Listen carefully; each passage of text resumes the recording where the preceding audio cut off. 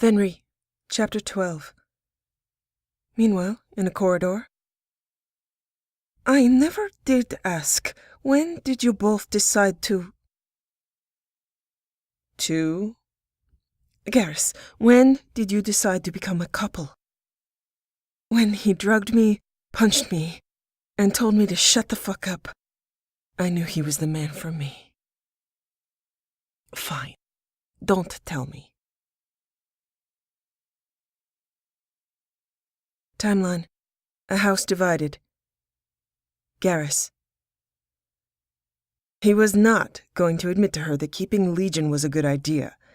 They'd rewritten Heretics, something he couldn't understand in its implications. Neither did she, he knew, but it was a step toward hopeful. They'd done all they could do. It was time to wait for the IFF to be installed, and all active agents for ground missions were shoved into the shuttle. That was a lot of people in a shuttle. Since there was nothing else to do, she'd called an impromptu shore leave. She'd given people warning, so those who were inclined were more casually dressed. Moram was in a green silk dress. Legion had no choice, of course, but Moram wanted to bring him as her personal Geth, because she thought he was adorable and really wanted someone to stop her so she could say he was a Spectre assistant and she was testing a pilot program created by talented Asari robotics specialists in order to infiltrate the Geth. She'd get away with it.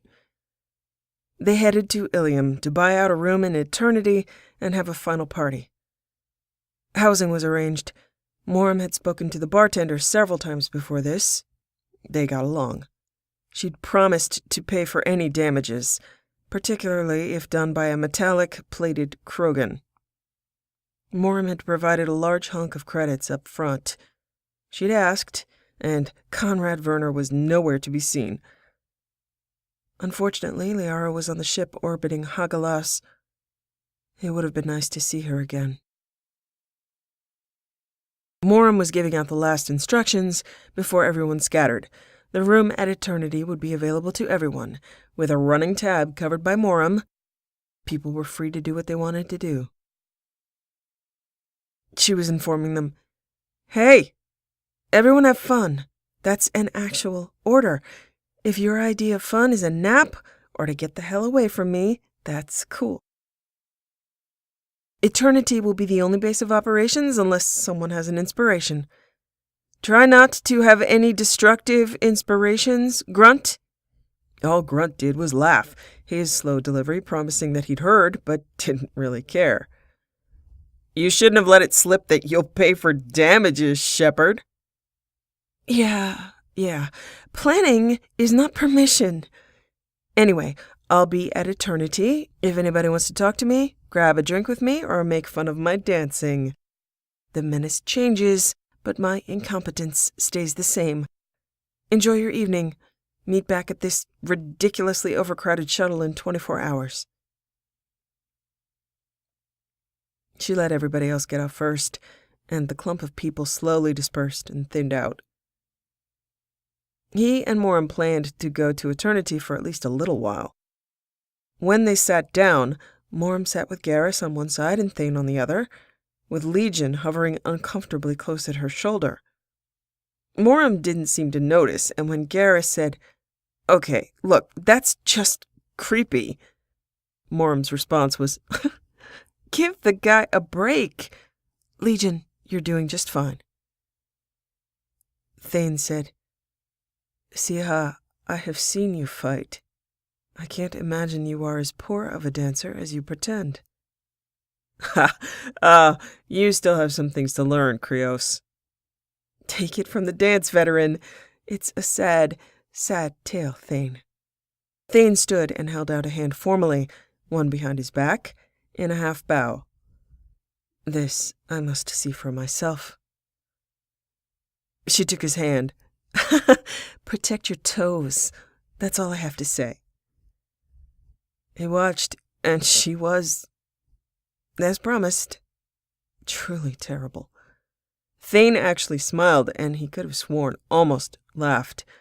Eventually, to spare his toes, Thane lifted her and swung her around so she wasn't on her feet, or his, for the last quarter of the song. Thane was as graceful a dancer as Garrus had imagined, and dancing with Moram was fine now. Feeling jealous would have been an insult to her, and to Thane. When they returned to the table, Tally and Jack were laughing and toasting to them, and when they sat back down, Thane said, "I must concede. I defer to the more experienced." "You handled that with grace. Thank you. Perhaps if you danced with Tally, you can get the taste of that out of your mouth. She can, in fact, dance." Thane extended his hand to Tally, who accepted, and then they managed to restore the honor of the Normandy. Jack grabbed Jacob's hand, who shrugged, and they managed to do well also. Talented bunch. There was a resounding crash as Grunt dented the floor, having jumped off a higher balcony. Moram asked, "Legion, I can't see. Is he moving?" "He is breathing. Vital signs positive," Moram said to Garrus. "See?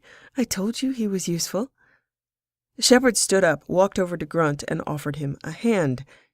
He jumped up, hands over his head in a victory pose, shouting, "Air superiority!" "That's not what that phrase means, Grunt. Come on, let's go talk to the bartender. She's got some Krogan history you should know." Tally asked him to dance next, and he indulged her. And then Jack. He went back to the table to talk for a while. Moram was still engaged at the bar, leaning forward and listening to the bartender's stories. Ethita, that was her name. A human man broke out of the crowd, angling his way toward Moram. The man tried to get her attention, but was failing. There was no reason why this couldn't be fun. The guy was very drunk, weaving on his feet, and when verbal distraction didn't work, he leaned into her and grabbed at her elbow, and she turned and looked at him, not bothered at all. He decided, what the hell? Walked up behind him, pushed the guy's head down to the bar, not too hard, and said, "Is this guy bothering you, ma'am?" Then he smiled at her. Moram's lips twitched. "He hasn't managed to bother me yet. Is he bothering you?" The guy said, "Get your fucking hands off me!" Ethita rolled her eyes and went back to talking to Grunt. Moram explained, "You probably shouldn't have touched me. I'm just here with my friends. I'm not interested. Perhaps me ignoring you might have tipped you off to that?" The guy did not know when to stop and said, "So what, you're gonna fuck the Krogan or the Asari?" "Neither. I'm gonna fuck the Taurian." Garrus nodded. "Ew, lady, you can do better." Garrus let him up. "No, I really can't. Nobody can. Good luck. No hard feelings." He rubbed his jaw.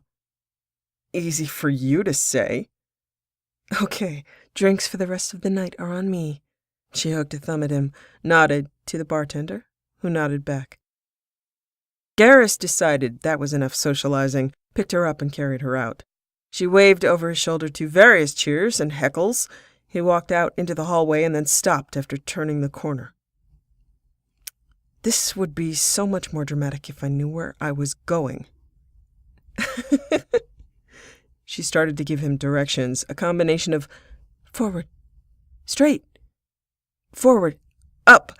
Are you doing okay? You need a break? She had no actual idea where she was going either, he realized. "I swear to the spirits, Shepard, if we stay lost all night, you're going to have to fuck a Taurian under a desk or in a taxi." "Oh, shit. Legion's following us." Garrus let her down. Maybe not immediately, but eventually, grabbing at every body part that struggled out of his grip. She slapped at his hands. Obnoxious? She walked over to Legion, who was several paces behind, his head plates moving awkwardly as she approached. Legion, don't you want to stay at the party? He was silent for a few moments, and Garrus's heart almost went out to the thing. Almost. Okay, he could see why Shepard liked it. Shepard, Commander. Do... His head gestured toward Garrus briefly. You need assistance? Garrus started to laugh at his attempt at whispering and confidence, and she said, Oh no. Legion, it's okay. Garrus wasn't hurting me. It was like a joke. Except that I was serious. Morim waved her hand at him, and Legion kept his attention on him for a moment longer than necessary. Garrus wasn't hurting me. Garrus wouldn't hurt me. That's not exactly true. Morim glared at him and waved her hand again. Legion straightened his shoulders as though he were about to make up his own mind on the subject. Okay, to clarify, Garrus would not hurt me in a way that I would not like him to hurt me. Legion didn't respond, just continued to stare at her. Legion, do you know where the hotel is? I could use some help here. Assistance is available. Follow me. At least someone knows where to go. Legion escorted them to the room, with Morim smiling and making faces. Garrus made a few faces of his own. When they got there, she said, Thank you, opened the door, and when she walked in, Legion walked in. Garrus was careful not to appear overtly threatening, so he didn't shove Legion out the door. He just said, Hey. Occupancy issues. Morim turned, saw Legion. Thank you, Legion. I'd never have found it without you. Multiple sources available on your Omnitool would have guided you here. Then thank you for sparing me the trouble. Legion, we have accommodations for you. Whatever you want. You have a room even if you don't want one. You can go back to the shuttle. You could go back to the party. You don't have to protect me right now. That is not true. There is always concern for violence, statistically. He's catching on quickly. Legion, I want everyone to have fun. Is this your idea of fun? Guarding my location? I do not know fun, but I do. He looked at Garrus. You want to protect me. It's okay. I appreciate it, and you wouldn't be on my crew if I didn't need your help. Would it be acceptable to guard the door? Would that suit your purpose? Legion nodded. This is like the Normandy. Garrus and I share quarters. You are correct. It is possible that there could be a threat. If that is what you want to do, then you are free to guard the door. Legion nodded again and then stood by the door. Nice try. Other side. Legion looked at him reluctantly, opened the door, and went out. That is creepy. It is not, and he can hear you. Legion, you're not creepy. Creepy is acceptable, Shepard, Commander. The situation, Legion. The situation is creepy. Okay, then. Oh, come on. No way. This is not happening. Why not? He can hear us. Legion, you are not to record for outside display or respond to anything happening in this room. Access files regarding organic sex in the meantime if you're curious regarding outline parameters you may hear. That should keep you busy. Unless we directly ask for your help, you are to accept that we do not require your assistance. Your purpose is to guard, and I appreciate it. You think that's gonna work? That is going to work. There. Problem solved. Maybe yours. Is he gonna be a permanent fixture? Garrus, We might not live more than a week. Give the guy a break. What if he watches all that sex and develops an attachment to you that is even creepier? She walked to the door, knocked on it. Legion, you're not creepy. Parameters require Garrus Shakarian and Venri Chapter as sexual partners, and no further additions or subtractions. Legion, there's an exception to you assessing level of threat if you suspect I am addressing you directly. Acknowledged. You're also not allowed to kill Garrus Shakarian for perceived insults, which you have heard and will hear. Review files regarding humor and camaraderie. Acknowledged. Why don't you just say, Mommy loves you? Moram glared at him. Mommy loves you, Legion. Acknowledged. He is awesome. Come on, you've got to admit it. Someday you will admit it. So that's it? He gets to listen? Garrus, we've been monitored pretty much always. Now it bugs you because someone friendly cares enough to make us his top priority? Not us. You. Approval is not something I'm accustomed to. I get to indulge in it occasionally. You want him to go back and stand alone in the shuttle? He might die. For me, he might have died before, looking for me. I have my own mission, but his mission has been me for years. You really think something sinister is going on here? He knew there was no way he was going to win this one. Not after that. If anything, he should be able to sympathize with her being his mission. He didn't want to entertain Legion, but he could still entertain himself, if that's what she wanted. He lifted her by the waist and positioned her against the door, and when she gasped and started to protest, he said, "Shh," a human sound that meant, "Be quiet." It wouldn't be translated quite the same way if he'd said, "Be quiet," in Taurian. He was adapting to all sorts of human things he liked. He let his hands roam over her, gliding over green silk. There is a bed right over there. I noticed. I also noticed there's a sentry outside our door, and he can hear quite a bit, so... Shh. He lowered his mouth to her throat as he said it, blowing the sound out over her skin. You are contributing to the delinquency of not a minor crap. He smiled against her skin at her being flustered by his hands and mouth. That's something he could sympathize with as well. He's a Geth. We usually kill them.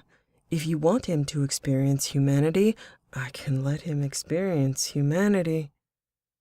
I was the one that suggested you be quiet. He's your delinquent, not mine.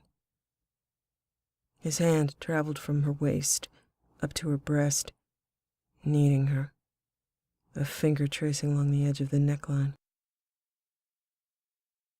Point made. Let's just move to the bed.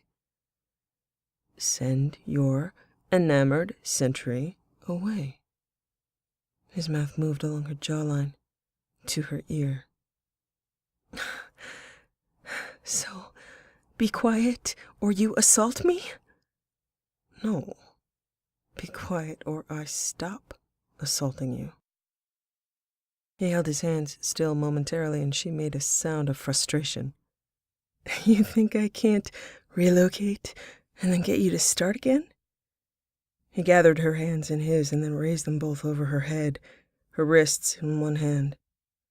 Sure you could, but I might be disappointed if we do it your way, and you want to be loud. I can make you say things, Venri. It will take a little while, but I can make you say whatever I want.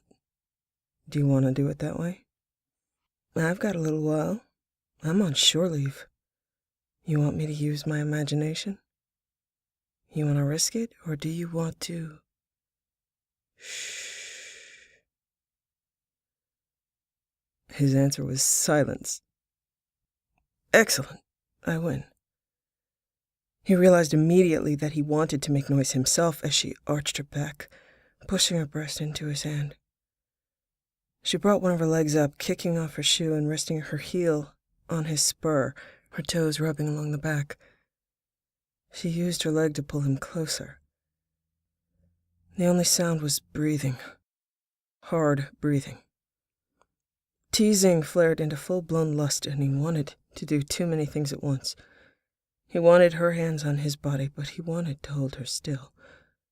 If he let her go, he wouldn't be able to watch her face. Hold her there and watch her face. He wanted to watch her face while she tried not to moan. With his hand still at her breast, her head was tilted back, eyes closed, lip between her teeth. He wanted to see her eyes. He leaned into her ear, bit at her earlobe, breathed into her ear for a few moments. Open your eyes, Venri. Keep them open. Look at me. Her wrists were twisting in his hands. Not to break away, just to feel his palm on her skin. He moved back to watch her face, green eyes meeting his, her breathing hard through her nose. So beautiful. She was so beautiful. She watched him as he watched her, and his hand slid down green silk to raise the hem, cup his hand over the scrap of silk underwear, and brush his hand against her until he felt the cloth get damp. He glanced down momentarily to see that her nipples were hard points under the silk, and she swallowed hard.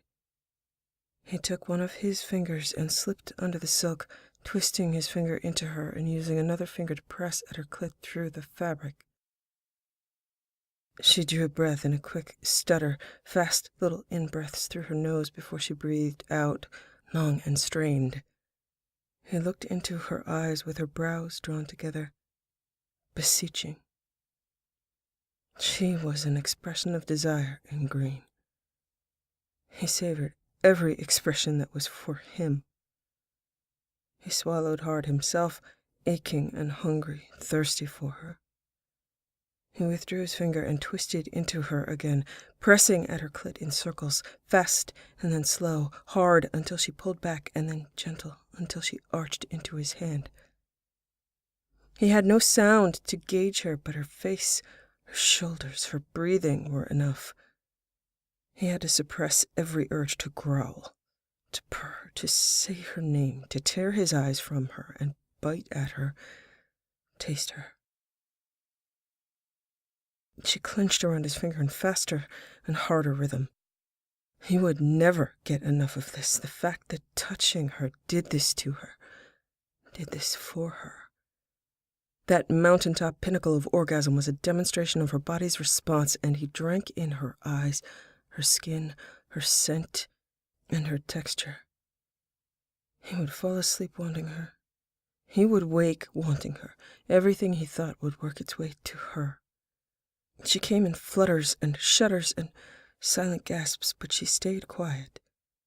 Her eyes blinked and rolled back, but she kept them open. Pulled his hand from her and put his hand on her hip, extending a claw and curving it under the fabric, slicing it off and pulling it aside. He released his cock from his pants and lifted her off the ground with his hand, and her other heel came to rest on his other spur as he drove into her, lowering her hands inch by slow inch, and angling his hips to take her weight on his thighs, until he was deep, seated within her, home. She was so quiet as she trembled and shook, swallowing down whimpers. He put his hand around her throat, claws digging in enough to draw points of blood, feeling her try to keep it all inside, to make no sound. Reverie hummed along his nerves, and he drank in her eyes, drank in her scent, drank in the feel of her body around him. He watched her eyes, and he saw Reverie pull her entirely out of her own intent, out of his will. She struggled to stay conscious, She struggled to meet his eyes. Her throat and her body convulsed, and she went limp, his hands so tight around her wrists that she didn't move other than her head falling forward. He leaned back until her weight was on his chest. He let her hands go and then looped her arms around his shoulders. He placed his hands under her ass, lifted her free of his spurs, and carried her to bed. He wasn't going to leave her body. Not tonight, not with her thinking they weren't going to live more than a week. He got into bed and pulled covers over her, his head propped on pillows and her head on his chest. He lowered his mouth to the top of her head and breathed her in, staying awake while she slept, slipping into that timeless sense of connection that sustained him more than sleep. One hand rested at the small of her back, and one hand in her hair as she snuggled closer in her sleep and pressed her lips against his chest, saying his name in a way that made him want to bundle her away and hide her somewhere safe. She talked in her sleep, something he hadn't told her yet. He wondered if he ever would. He didn't know if she knew herself. She would talk in her sleep, her mind unwinding skeins of the uncharted. Some of her thoughts were silly, some nonsensical, some touching, and some terrifying. She had nightmares. She didn't speak of them. He suspected she did remember them because she was perceptive enough to catch his gently questioning looks and be quick to reassure him with a smile and a distraction. She was excellent at distraction. He'd had enough of his own nightmares to understand. It wasn't that she didn't trust him.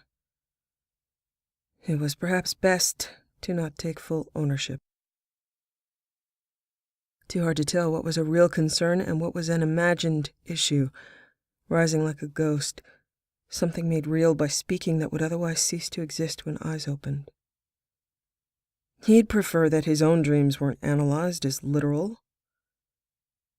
When she'd been shot, when he'd watched over her, she'd had nightmares. It was understandable she had been in pain. She'd called out names. Ashley, he knew. Other names he'd had to look up. Her career was documented well enough that he'd been able to track down the names she'd been calling. She'd been calling them out clearly for the time he had known her, possibly much longer than that. This was where her pain unraveled, when her formidable mind shut down and she was at the mercy of images and memories that still haunted her, maybe always would. A lengthening litany of names and choices she couldn't take back. He had become fiercely territorial of her sleep time, wanted to watch over her when she had no defense from her own mind digging in its claws. His voice had calmed her when she had been shot. Now there was a direct relationship between how much sleep she got and how close she was to him. For their first nights together, concerns about literally drugging her into unconsciousness had made him worried that he was being selfish or controlling by remaining joined. He'd reluctantly pulled from her to give her back to herself, and she had not liked that at all. She didn't like it if she was awake and would dramatically whimper. She reacted more viscerally if she were asleep. She'd called his name as though he were one of the lost. He'd wake her with slow touches and murmurs, and she'd cling to him as though he weren't real. He couldn't bring Ashley back. He couldn't undo the past, but he could do his best to be there when she spoke his name in need and fear. When she said, "Please don't leave me," and held onto him in inconsolable desperation. He would be there for her every time, and send her back to sleep knowing he would never leave her alone if he could do something about it. She defied all the names he'd given her, this entirely new woman shorn of all pretense and wit. She would remain nameless, this woman who wanted to be carried away and hidden, kept safe by him, this woman who wanted ever touching enough to demand it rather than accept losing it. She was made of secrets and longing. When she spoke, he simply addressed her as love, which was also the only endearment she used for him. Garrus? Yes, love. There's Izo in the tree. Okay. We need Izo. I'll bring it to you, love.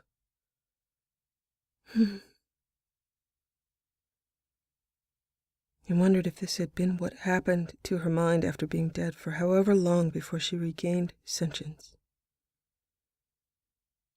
Had she been trapped in nightmares with no escape? Were the dead the only company she had when she was asleep? She had been one of them.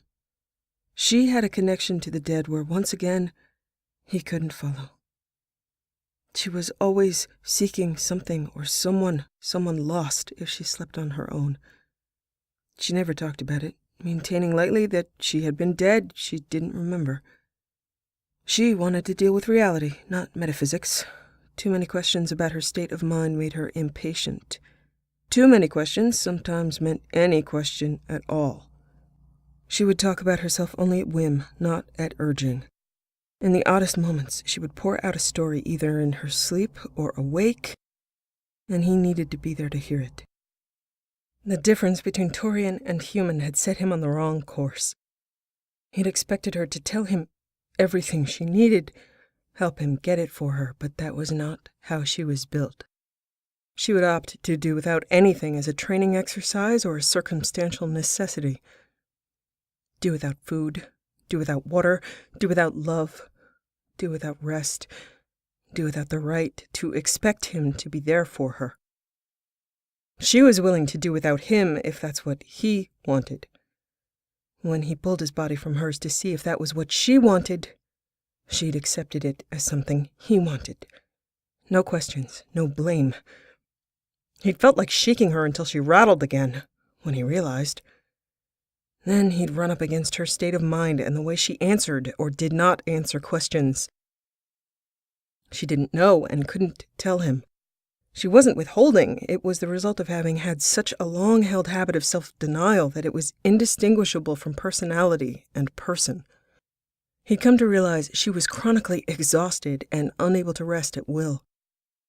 It was hard for her to fall asleep at all. She easily woke at any sound, and her meager sleep was interrupted by nightmares. There were few physical signs due to her application of makeup, and red eyes could also be cosmetically altered. Odd that he could smell lack of sleep, but he could. Exhaustion on her was like a hint of ozone and chlorine, something sharp and acrid, as though her cybernetics and cells were burning out and subtle smoke rose from her pores. He'd had to check it against reality before he could confirm it, because even exhausted, she could rally enough adrenaline to energize a room. Over time, he'd come to see the difference between adrenaline and sufficient sleep. He had yet to see her get sufficient sleep. Too many years of deprivation. He had too many questions to ask because he hadn't been this close to her before. Not on a normal day. Was this as it had always been? Was it new? Could he help more than he was already helping? Thinking of metaphysics and the dead made him yearn for the first time that there was an afterlife, and that he would be able to find her in it. Whatever deity needed to be bribed or convinced or killed to accomplish that, he could imagine saying, "No, you do not understand. I am for her. She needs me. She needs me." Garrus. Yes, love. Garrus. Yes, love. Garrus. She stirred briefly, pressing her lips again to his plates, her arms wrapped around him, squeezing hard until she relaxed again into sleep. Her last calling of his name an affirmation not a question. Call in response. He needed less sleep than she did, but he thought maybe he'd try, certain in this moment at least that she wouldn't suffer from his absence. If she spoke again, it would wake him. Both of their Omni-tools lit up shortly after. He saw the notification before she did, and he brought his hands to her face to lift her eyes to his. Venri, you need to wake up. Something's happened on the Normandy.